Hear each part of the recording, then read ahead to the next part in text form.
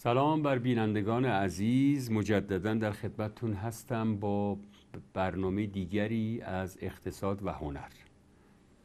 اقتصاد و هنر برنامه‌ای است که میپردازه به آدم‌ها، انسان‌ها و فرزانگانی که در جامعه در واقع کار روزمره‌شون و طریق معاششون به هر حال کاری غیر هنری و عادی، اما به دلیل عشقشون به هنر و اثراتی که هنر بر اونها میگذاره و اونها بر جامعه میگذارن متقابلا رو میارن به هنر و هنرمندی. از شهر زیبای دماوند، کهنشهر دماوند، فرهاد کیاموری دماوندی که کارمند اداره مالیات و وزارت دارایی اونجا هست، در کار خوانندگی و هنر هست از جد و پدرش. امروز با ایشون گفتگو میکنیم ببینیم که کجا هستند و چه میکنند. خیلی خوش آمدید آقای فرهادخان کیاموری. درود بر شما استاد. بندم متقابلا سلام عرض میکنم خدمت حضرت عالی و همه بینندگان محترم و بسیار خرسند و خوشحال هستم که خدمت حضرت عالی و استاد گرامی هستم. سلامت خدمتتون. اجازه بدید که اولین سوال من این باشه که یک کوتاه بگید که اصلا شما هنر رو و چه نوع هنری رو از کجا و کی شروع کردید؟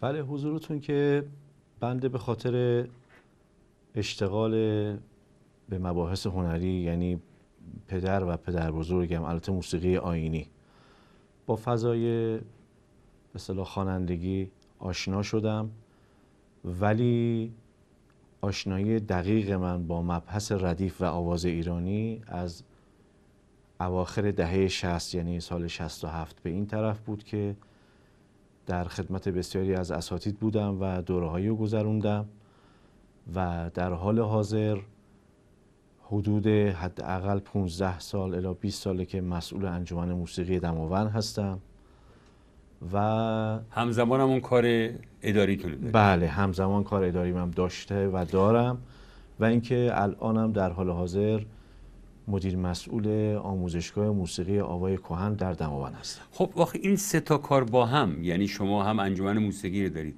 هم شخصا کار هنری میکنید که حالا میبینیم قطعاتی از ویدیوهاتون رو، و اینکه در اداره دارایی هستی. اداره دارایی معمولا مردم خوششون نمیاد، میگن اینا میخوان از ما پول بگیرن. دقیقاً. آیا این هنری که شما داشتید که با ادبیات، شعر و ظرافت ها بوده، با اون روحیه‌ای که بحث مطالبه پول از مردم و گاهن بحث و گفتگو و انتقاد و فشار و چون زنی و اینا، رو شما چه اثری گذاشت که این پروسه زندگیتون در اداره آدم محبوب تری شدید یا آرام تری شدید یا اثری اصلا روتون گذاشته یا نگذاشته؟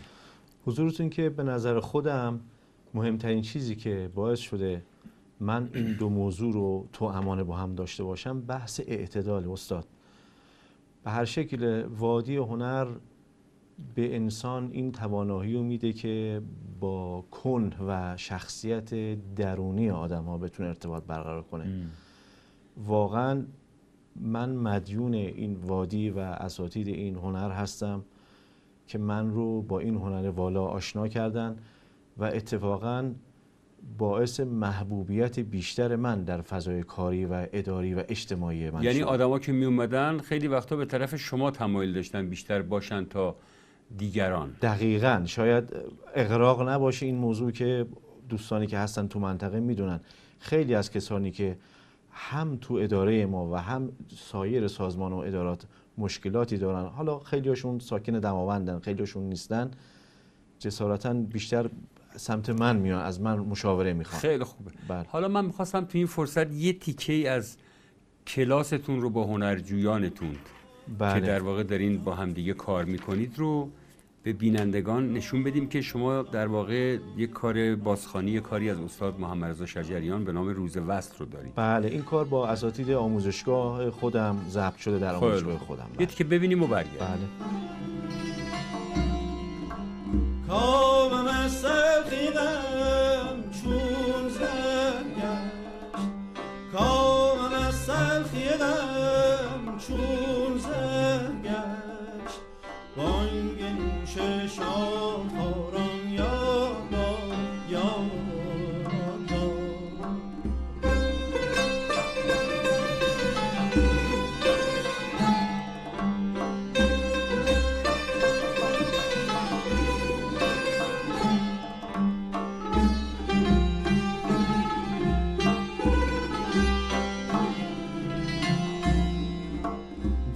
گرچه یاران فارغند از یار دلم، گرچه یاران فارغند از یار دلم، از من ایشان را زارم یاد یاد.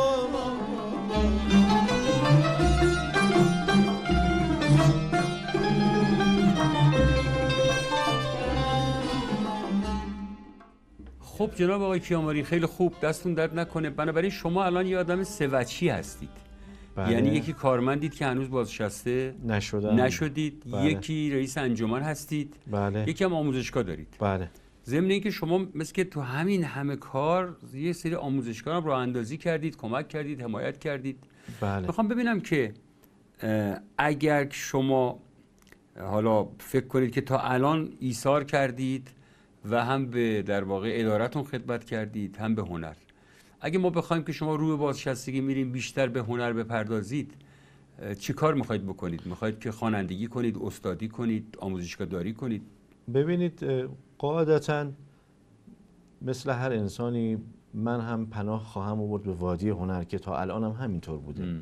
قاعدتاً تمرکزمو بیشتر میذارم رو بحث تدریس و البته پژوهش‌هایی هم داشتم و برنامه‌های متفاوتی هم داشتم که و صدای خوب بزرگواری و اینکه خب به طبع آموزشگاه که هست و تمرکز خودم رو بیشتر رو بحث تدریس خواهم گذاشت انشالله و تحقیق و پژوهش و فکر میکنم محصل عمر هر انسانی در هر وادی که هست آثار و قطعاتی باشه که از ما به یادگار خواهد ماند. خب پس باید بیشتر بخونید. قطعا همینطور. باید معروفتر هم بشید. بله قطعا. چون دماوند میگید که من موسیقی نمایش‌های متعدد بازی کردید. بله بله. مردم دماوند اومدن سالن‌ها پر شده. بله اگر بله. تو تهران بود شادی همچین موفقیتی نداشتید، برای اینکه تهرانی‌ها اینقدر شلوغ سرشون و اینقدر دورن و ترافیک داره که شاید بله. بنز شما اقبال نشون ندن به برنامه‌های بله ما آخرین باری که داشتیم کنسرت نمایش شیخ صنعان بود که بله. در فرهنگ سرای کوثر دماوند یک هفته اجرا داشت. یک کار مشترکی بود بین انجمن موسیقی و بر بچهای انجمن تئاتر شهرستان دماوند. بله همینطوره. انشالله قصدم بر اینه که تعداد قطعات که به هر حال به شکل آلبوم در بیاد و قاعدتاً بیشتر کنم. قول دادینا.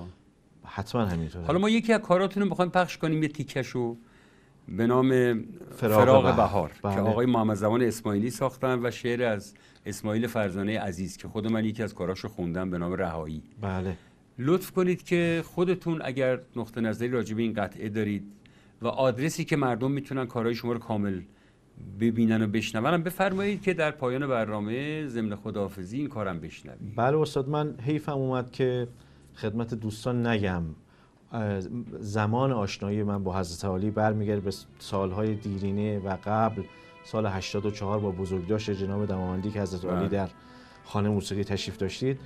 بله من این کار رو در یک روز پاییزی یک الهامی گرفتم خودم از فضای پاییزی دماوند. یک منطقه بکری داره اونجا به نام دالان بهشت، خیلی زیباست. با اسماعیلی صحبت کردم، گفتم آقای همچین فضایی من میخوام و این مستمسکی شد برای اسم این قطعه به نام فراق بهار.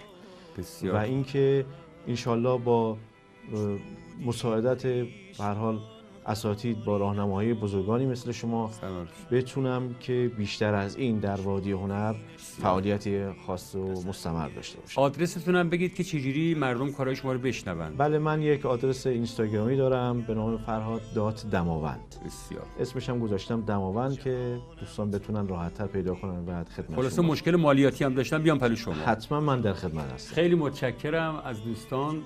انشالله به امید دیدار در برنامه‌های بعدی اقتصاد و هنر. بشنویم.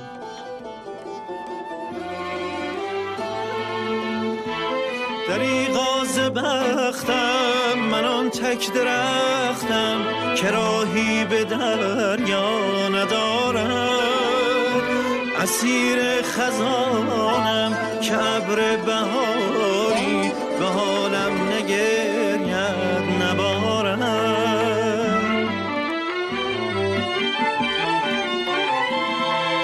عاشق تا دردش درمان ندارم، شام